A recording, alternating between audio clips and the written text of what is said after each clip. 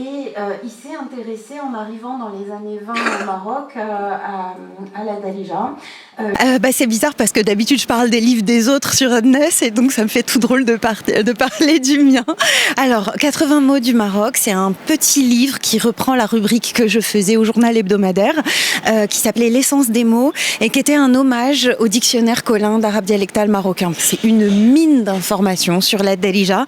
C'est un portrait de la société marocaine au XXe siècle et du coup, chaque semaine, moi je prenais un mot, je prenais tous les mots de la racine et j'essayais de construire un petit texte pour tisser un fil imaginaire, essayer de retrouver quel lien il pouvait exister entre les différentes significations des mots, voilà.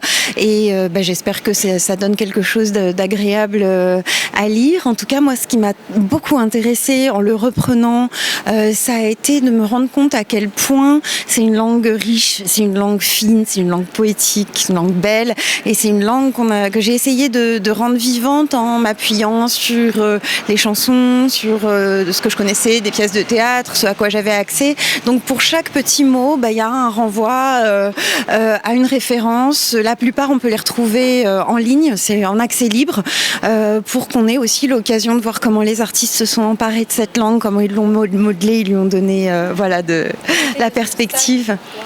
Les obstacles, déjà il a fallu me procurer ce dictionnaire et c'était pas évident parce qu'il était épuisé, donc j'étais allée jusqu'à l'imprimerie pour le chercher. Les types à l'imprimerie m'avaient vu, c'était un jour où il pleuvait beaucoup, je suis arrivée mais couverte de boue à demander un dictionnaire, ils ont juste demandé si ça allait bien chez moi et je suis repartie en ayant négocié pour, je me rappelle pas grand chose, ce trésor en fait, et je suis repartie avec mon dictionnaire sous le bras.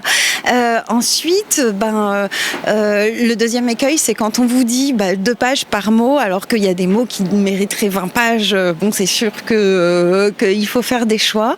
Voilà. Et puis essayer de trouver aussi des exemples qui soient pertinents pour que ça soit mis en lumière convenablement. J'espère que c'est un livre qui va résonner aussi chez les gens, dans leur vécu, qui parlera à leur imaginaire premier.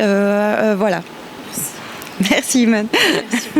Pensez pour Omar Radi qui croupit en prison pour justement avoir fait son métier dignement. Il m'accompagne à chaque fois que je prends la parole en public et je ne manque pas d'évoquer son nom parce que on est libre quand tout le monde est libre.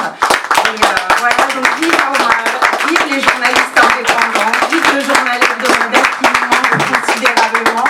Et je remercie Salah et Majdouline et Dounia et Fedwa de continuer à faire vivre ces voix libres dans des conditions précaires, difficiles, mais dignes et qui permettent à ce métier de garder la tête haute et Iman évidemment.